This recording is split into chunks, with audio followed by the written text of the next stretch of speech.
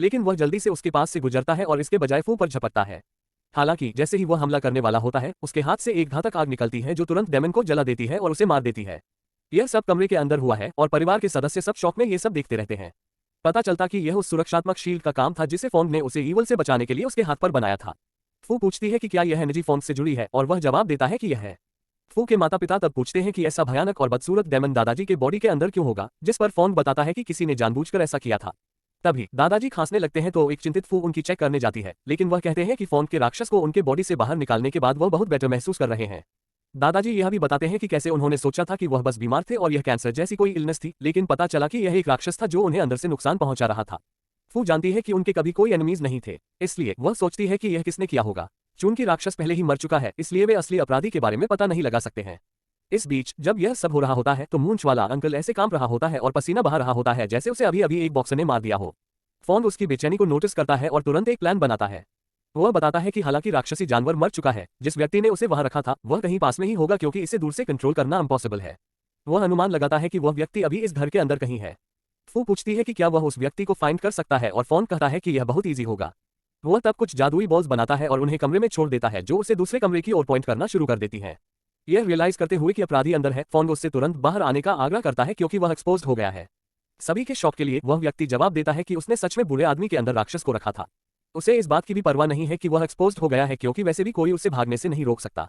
अगले ही पल एक विशाल लाल राक्षस कोठरी से बाहर आता है और फोंग पर हमला करने के लिए दौड़ता है। लेकिन फोंग पलक भी नहीं झपकता। वह बस अपनी सुपीरियर पावर्स का यूज करके राक्षस को ऐसे दूर धकेल देता है जैसे कि वह एक प्लास्टिक बैग हो। जिस व्यक्ति ने डेमन को दादाजी के अंदर रखा था वह आखिरकार अपना चेहरा दिखाता है और वह मानता है कि उसने ही सारी ट्रबल पैदा की थी। फोंग उससे दूसरे कमरे में आने के लिए कहता है जहां सभी वेट कर रहे हैं, लेकिन हरे बालों वाला लड़का मानने से रिफ्यूज कर देता है। इसके बजाय वह अपने डेमन को फोंग पर हमला करने और उसका सिर काटने का ऑर्डर देता है, लेकिन यह जाहिर तौर पर एक बड़ी मिस्टेक साबित होती है। फोंग अपनी क्लासिक स्वॉर्ड निकालता है और राक्षस पर एक साफ वार करता है, उसका सिर काट देता है। बेचारा राक्षस जमीन पर गिर जाता है जबकि उसका सिर कुछ फीट दूर एक भयानक तरीके से लुढ़क जाता है। अपना स्टेटमेंट देने के बाद फोंग हरे बालों वाले लड़के से पूछता है कि क्या वह भी उसी फेट से मिलना चाहेगा या वह उसके साथ आ रहा है। डरा हुआ लड़का बस फोंग को शॉक में घूरता है, यह समझने में अनेबल है कि अभी क्या हुआ है।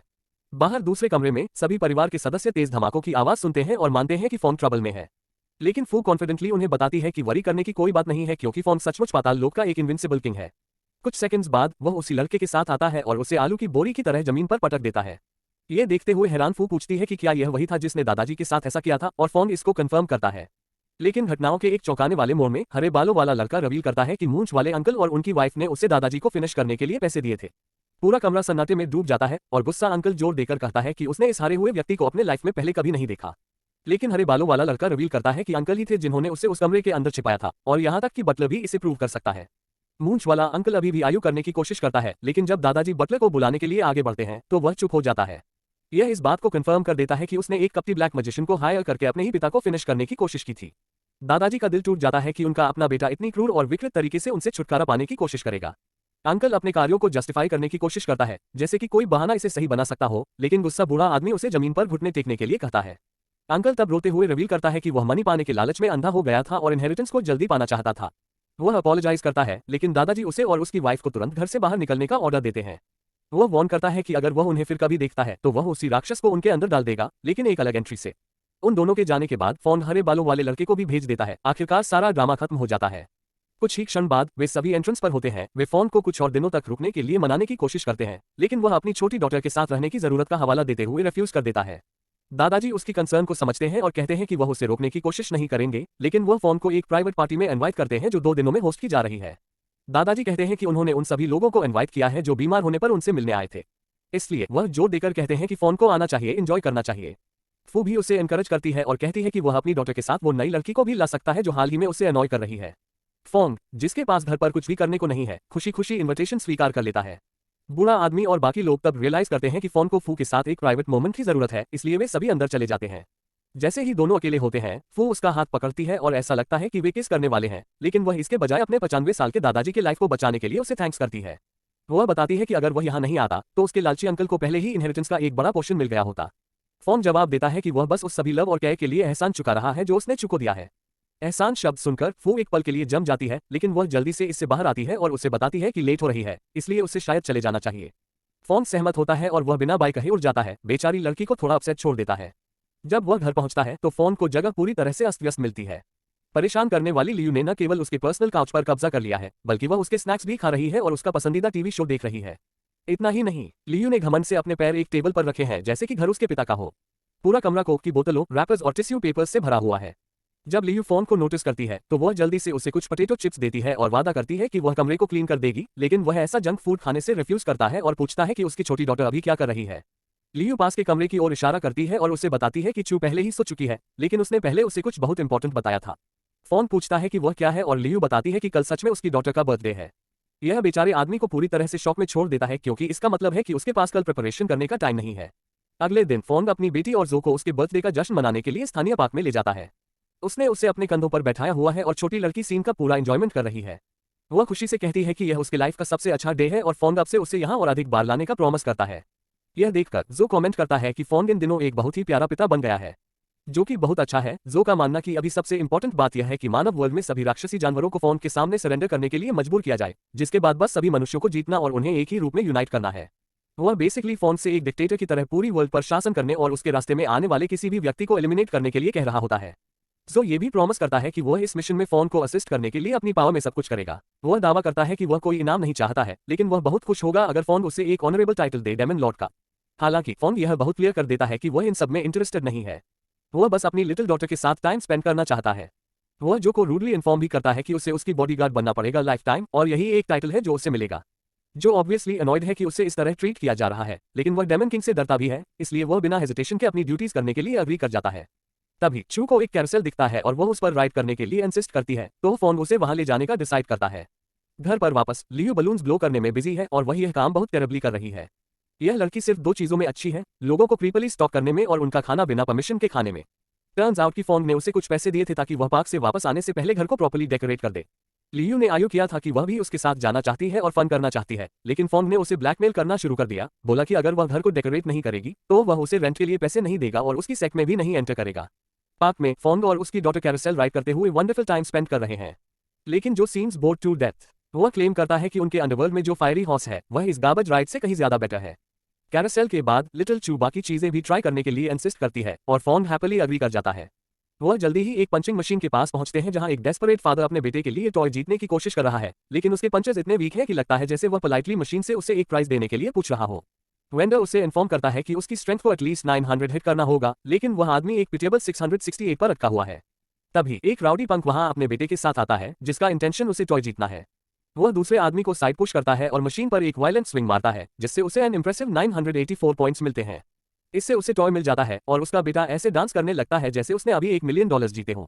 वह पंक तब एरोगेंटली क्लेम करता है कि जो आदमी अपने बच्चे को वह नहीं दे सकता जो वह चाहता है, वह फादर बनने के लायक नहीं है। यह दूसरे वीक गाय को right in the fields hit करता है और इवन लिटिल चू को भी रियलाइज हो जाता है कि पंक लाइन क्रॉस कर रहा है। वह क्लेम करती है कि ऑल्दो उस वीकलिंग ने कोई प्राइज नहीं जीता, उसने अपनी पूरी कोशिश की और एंड में यही मैटर करता है। फोन उसकी थिंकिंग से टच हो जाता है और पूछता है कि क्या वह चाहती है कि वह उस गाय की हेल्प करे। वह इमीडिएटली हाँ कहती है और फोन डिसाइड करता है कि वह उस वीक मैन को इस बार एक बेटर पंच मारना सिखाएगा। मीनवाइल वह वीकलिंग वेंडर को एक और राउंड के लिए पे करता है, कहता है कि वह घर नहीं जाएगा जब तक उसे टॉय नहीं मिल जाता, क्योंकि अब यह उसके लिए प्राइड की बात है। लेकिन बस पैसे लेने के बजाय वह गाय ब्लंटली कहता है कि वह अपनी लक कहीं और ट्राई करे।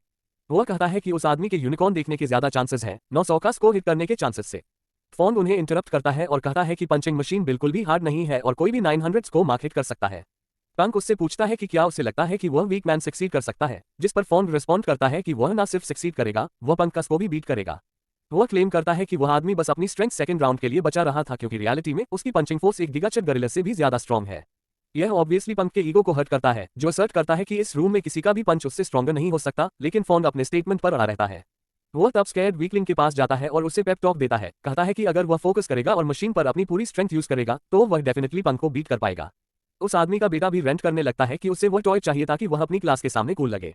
यह सुनकर वह आदमी फाइनली फायर्ड अप हो जाता है और एक और राउंड के लिए जाना डिसाइड करता है, इवन इफ इसका मतलब खुद को पूरा डोंकी बनाना हो।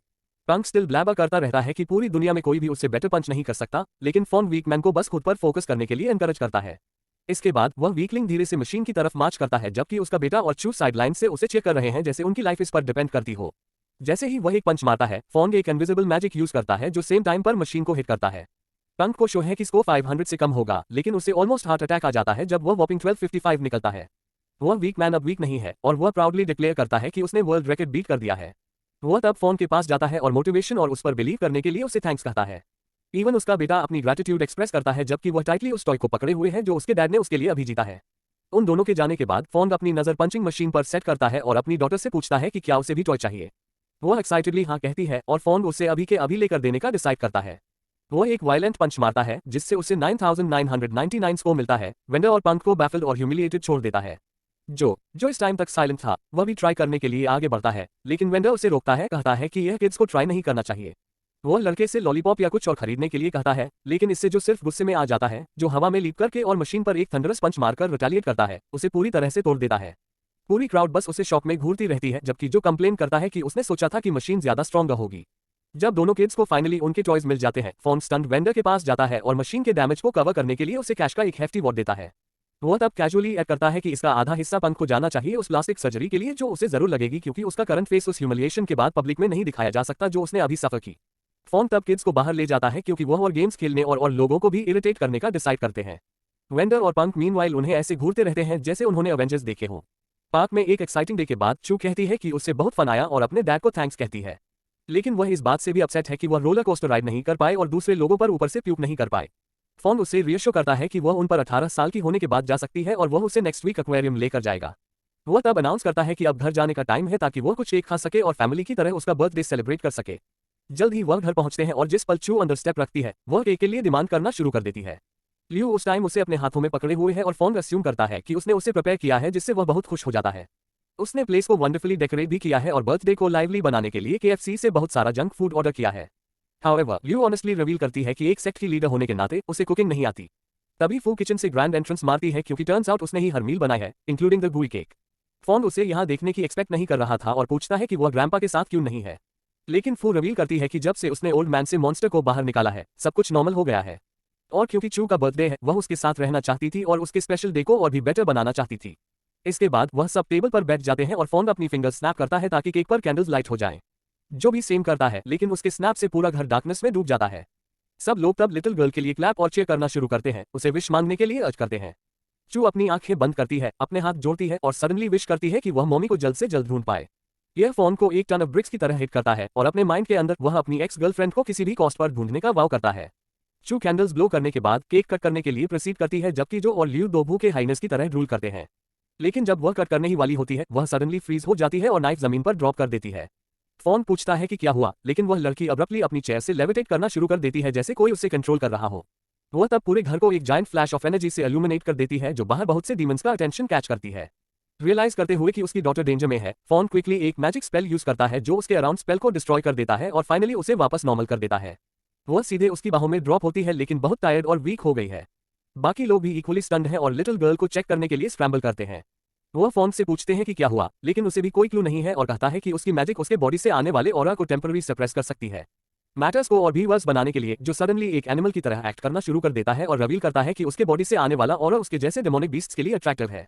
वह स्वेट करना और पैंटिंग करना शुरू कर देता है और उसके टीथ और नेल्स ग्रो करना शुरू कर देते हैं जैसे वह एक वैम्पायर में टर्न हो रहा हो, जो स्पेक्यूलेट करता है कि मॉन्स्टर्स की एक आर्मी जल्द ही चू के लिए आ रही है और उन्हें इसके लिए प्रिपेयर रहना चाहिए। उसकी इंट्यूशन सच हो जाती है क्योंकि घर के just outside hundreds of deformed monsters एक कॉन्सर्ट के लिए वेट कर रहे हैं। जो हर सेकंड के साथ बहुत एंग्शियस हो रहा है, कहता है कि उसके जैसा एक पावरफुल डेमन ऑलमोस्ट कंट्रोल खो बैठा था, तो प्यूनी थर्ड टियर डीमंस पर इफेक्ट और भी स्ट्रॉन्गर होगा। फोन सिचुएशन की ग्रेविटी को रियलाइज करता है और कहता है कि इसका एक ही सोल्यूशन है, जो भी डीमंस उनके रास्ते में आएंगे उन्हें मार देना है। तभी फू उन दोनों के पास जाती है और पूछती है कि वह क्या बात कर रहे हैं, लेकिन फोन उसे एक हस्बैंड हैविंग एन अफेयर की तरह वेग आंसर्स देता है और कहता है कि चिंता करने की कोई बात नहीं है। वह तब अपनी डॉटर के पास जाता है जो पीसफुली अपने रूम में सो रही है और अनाउंस करता है कि उसे अभी कुछ बिजनेस हैंडल करना है। वह लेडी से चू का ध्यान रखने को कहता है, जबकि वह और जो बाहर जाकर कुछ अनफिनिश्ड वर्क कंप्लीट करेंगे। लियू इमीडिएटली अपने वीक स्टिकी नोट्स निकालती है, कहती है कि वह जो भी आएगा उससे फाइट करने के लिए रेडी है, लेकिन फोन उसे बॉदर न करने को कहता है। वह तब घर के बाहर जाता है और एक great amount of magic use करता है ताकि पूरी बिल्डिंग को एक लार्ज बैरियर से सराउंड कर दे। फोंग एक्सप्लेन करता है कि जब तक वह वहां नहीं है, यह बैरियर मेक श्योर करेगा कि कोई भी मॉन्स्टर्स घर में एंटर न कर पाए और चू के पीछे न जाए। डेमन किंग की पावर से इंप्रेस्ड होकर जो भी अपने रियल सेल्फ में चेंज होने का डिसाइड करता है, वह क्विकली एक हैंडसम एडल्ट मॉन्स्टर में ट्रांसफॉर्म हो जाता है जिसकी लॉन्ग हेयर और स्ट्राइकिंगली अट्रैक्टिव आइज है जो उसे अंडरवर्ल्ड से एक फैशन आइकॉन बनाती है। जो रिवील करता है कि लास्ट टाइम उसने अपना true form hundreds of years पहले यूज किया था जब वह डेमन किंग के अगेंस्ट फाइट कर रहा था। किसी रीजन से वह तब फोन के एक्सट्रीमली क्लोज जाता है और उसके लिप्स को टच करता है जैसे वह लवर्स हो। जो रादर रोमांटिक टोन में कहता है कि फोन की इमेंस पावर से उसका हार्ट बहुत फास्ट बीट करता है और उसे उनकी प्रीवियस फाइट ऐसे याद है जैसे वह कल ही हुई थी। अनफॉर्चुनेटली फॉन को यह जेस्चर पसंद नहीं आता और वह जो को फेस पर पंच करता है इतना क्लोज आने के लिए। वो दोनों तब सीधे नियरबाई फॉरेस्ट की तरफ जाते हैं जहां हंड्रेड्स ऑफ मॉन्स्टर्स एक साथ गैदर हो चुके हैं। वह चूंकि स्ट्रॉन्ग ऑरा से अट्रैक्ट हुए हैं और घर के अंदर जाकर उस पर अटैक करने का वे ढूंढ रहे हैं। बॉयज मीनवाइल अपना next course of action discuss करते हैं।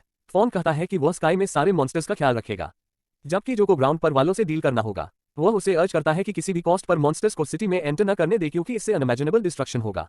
जो असाइनमेंट को समझता है और क्विकली स्काई में फ्लाई ऑफ कर जाता है, excited to kick some backsides. Fawn भी एक लार्ज वेव ऑफ एनर्जी के साथ बंच ऑफ मॉन्स्टर्स के पास जाता है, जो इंडिकेट करता है कि वह इस बार सीरियस है। वह भी अपनी फुल डेमन किंग यूनिफॉर्म में आया है, अपनी आइकॉनिक स्वॉर्ड को पकड़े हुए, ready to shove it down where the sun doesn't shine. एक डेमन जो एक ह्यूमन बॉडी में ईगल है जो अंडरवेयर पहने हुए है, फॉन को रास्ते से हटने के लिए कहता है। जब वह नहीं हटता तो डेमन उस पर अटैक करने के लिए लंच करता है, लेकिन ओवरपावर्ड फॉन उसके दोनों विंग्स को अपनी स्वॉर्ड से एक सिंगल स्ट्राइक में स्लाइस ऑफ कर देता है। वह अनाउंस करता है कि जो कोई भी उसके पास फर्स्ट आएगा उससे पहले मरने का अपॉर्चुनिटी मिलेगा। बाकी सारे डीमंस अपने मुंह खोले हुए उसे घूरते हैं, लेकिन फॉन कहता है कि वह बॉ हो रहा है, तो वह उन सबको एक साथ उस पर आने का चैलेंज देता है। कुछ ब्रेव मॉन्स्टर्स चैलेंज को एक्सेप्ट करते हैं और अटैक करने के लिए चार्ज करते हैं, लेकिन वह झट से एग्जिस्टेंस से डिलीट हो जाते हैं। ग्राउंड पर जो इस मैसेकर को ग्रेट इंटरेस्ट के साथ देख रहा है, पूरी तरह से भूल गया है कि उसे भी कुछ मॉन्स्टर्स का ध्यान रखना है। वह इस बात से पूरी तरह से ऑ में है कि फॉन कितनी एफर्टलेसली डीमंस को डिस्ट्रॉय कर रहा है और विश करता है कि वह भी उसके जैसा हो पाए। उसकी train of thoughts low quality demons के एक बंच से इंटरप्ट होती है जो उसे याद दिलाते हैं कि उन्हें फाइट करना है। जो अग्री करता है और कहता है कि वह उन्हें जल्दी से फिनिश ऑफ कर देगा ताकि वह ऊपर का एक्शन मिस न करे। एक डेमन उसके कॉन्फिडेंस से अफेंड हो जाता है और असर्ट करता है कि कोई भी उसके रॉक हार्ड बॉडी को पेनिट्रेट नहीं कर सकता, लेकिन जो उसे इन्फॉर्म करता है कि उसने ग्रुप सेशन में पहले कई मॉन्स्टर्स को पेनिट्रेट किया है। वह फिर अपने एक पावरफुल मैंट्रस का यूज करता है जो मॉन्स्टर के बॉडी में एक होल ब्लास्ट कर देता है और इंस्टेंट में उसकी पैथेटिक एग्जिस्टेंस को फिनिश ऑफ कर देता है। जो फिर मरे हुए मॉन्स्टर का हाथ पकड़कर उसे अपने हाथों से एक थिएट्रिकल फैशन में क्रश करके शो ऑफ करना शुरू कर देता है। कुछ सेकंड्स बाद एक लंबी स्लिदरी वुमन जिसकी बॉडी एक एनाकोंडा की है जो के सामने आती है। वह उसे बस घूरती है और ऐसे हंसती है जैसे उसके पास कोई फनी जोक हो, लेकिन जो उसे स्मैक करके उसकी जान निकाल देता है, उसे स्नेक सुशी में बदल देता है। उसके चेहरे पर खून की कुछ बूंदें गिरती हैं और सच्चे मॉन्स्टर स्टाइल में वो उन्हें सडिस्टिकली चाट लेता है। जो फिर ग्राउंड पर बचे हुए मॉन्स्टर्स को वार्न करता है कि एक डेडली बीट डाउन के लिए तैयार हो जाएं। ऊपर स्काई में फॉन फ्लाइंग मॉन्स्टर्स को एक के बाद एक खत्म कर रहा है, अपने पीछे पनखों और खून का एक निशान छोड़ते हुए। जब मॉन्स्टर्स फाइनली रियलाइज करते हैं कि वह इनविंसिबल है तो वह भागने का डिसाइड करते हैं, लेकिन फॉन फायर का एक बॉल बनाता है और उसे उनकी तरफ फेंक देता है, उन्हें जिंदा जला देता है। वह डिक्लेयर करता है कि वह यहाँ सिर्फ एक रीजन से आया है, हर एक मॉन्स्टर को मिटाने के लिए, और जब तक यह जॉब खत्म नहीं हो जाती तब तक वह जाएगा नहीं। फॉन फिर बिल्कुल रोग हो जाता है और हर मॉन्स्टर को जलाना शुरू कर देता है, भले ही उनसे कोई हार्म न हो। वह फ्लिंच भी नहीं करता या कोई रिमॉर्स महसूस नहीं करता, क्योंकि जब उसकी डॉटर की बात आती है तो वह बिल्कुल रिलेंटलेस है। जो जिसने ग्राउंड पर सभी मॉन्स्टर्स को भी खत्म कर दिया है, स्काई में फॉन को एडमिरेशन के साथ देखता है। वह जोर से चिल्लाता है कि यही होता है जब कोई डेमन किंग को गुस्सा दिलाने की हिम्मत करता है। वहां ऑफकोर्स कोई सुनने वाला नहीं है, क्योंकि सभी मॉन्स्टर्स या तो जलकर राख हो गए हैं या खीरे की तरह टुकड़ों में काट दिए गए हैं। इसके बाद दोनों स्काई में फिर से मिलते हैं और फॉन डिसाइड करता है कि अब घर वापस जाकर लिटिल गर्ल को चेक करने का टाइम है। कहीं और एक टेंपल के पास दो आदमी टिप टॉप सूट्स में एक सीरियस कॉन्वर्सेशन में लगे हुए हैं। उनमें से एक पूछता है कि क्या उसने मैटर की इन्वेस्टिगेशन की, और दूसरा आंसर करता है कि रिजल्ट्स बिल्कुल वही थे जो उन्होंने एक्सपेक्ट किए थे। उसे स्पिरिचुअल एनर्जी एक्सप्लोजन की लोकेशन मिल गई है और उसने वहां दो मॉन्स्टर्स भी भेजे हैं, तो वह जल्द ही उस लड़की के साथ वापस आ जाएंगे। वह दोनों फिर चू की मां के बारे में बात करते हैं और डिसबिलीफ एक्सप्रेस करते हैं कि वह किसी को बिना बताए एक बच्चा कैसे पैदा कर सकती है। वह बिलीव करते हैं कि वह फैमिली के लिए एक अटर एम्बैरेसमेंट है। पहला आदमी जो ज्यादा बूढ़ा दिखता है, छोटे आदमी को ऑर्डर देता है कि अगर फॉन बीच में आए तो उसे एलिमिनेट कर दे। पास के एक घर के अंदर चू की लॉन्ग लॉस्ट मदर जू खिड़की के पास एंग्शियसली बैठी है और ऐसा लगता है कि उसे उसकी मर्जी के बिना यहाँ रखा गया है। अचानक उसकी हथेली पर एक पत्ता गिरता है और वह रियलाइज करती है कि वह दिन फाइनली आ गया है। वह होप करती है कि उसका एक्स बॉयफ्रेंड फॉन उनकी डॉटर का केयर करेगा उस डेंजर से जो उन पर आने वाला है। दूसरी तरफ जो और फॉन घर पहुंचते हैं और डेमन किंग क्विकली उस बैरियर को बंद कर देता है जो घर की प्रोटेक्शन कर रहा था। जो उसे इन्फॉर्म करता है कि चू की कंडीशन अभी भी खराब है और पूछता है कि उन्हें आगे क्या करना चाहिए। फॉन स्पेक्यूलेट करता है कि लिटिल गर्ल की कंडीशन उसकी माँ जू से रिलेटेड है, तो उसे क्विकली ट्रैक डाउन करना होगा और पता लगाना होगा कि क्या चल रहा है। जैसे ही वह दोनों घर पहुंचते हैं, कुछ बहुत ईगर मॉन्स्टर्स उनके पास आते हैं और पूछते हैं कि क्या वह भी उस स्पिरिट को ढूंढ रहे हैं।